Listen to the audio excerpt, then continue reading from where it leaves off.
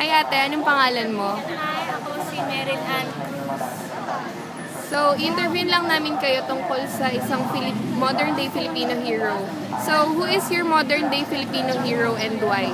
Ayan, para sa akin, ang modern Filipino hero ko ay ang Pastor Albert sa Maliwag United Methodist Church. At siya yung napili ko dahil sa mga pagpipreach niya, lalong nakakataba ng puso habang nagpipreach siya, patama para sa mga kabataan. Did he or she influence or inspire you most in what way? Ayun nga, katulad ng sinabi ko, na-influensyahan niya ako sa way niya ng pagtuturo sa amin about sa salita ng Diyos. Who do you think exemplifies the modern-day Filipino hero?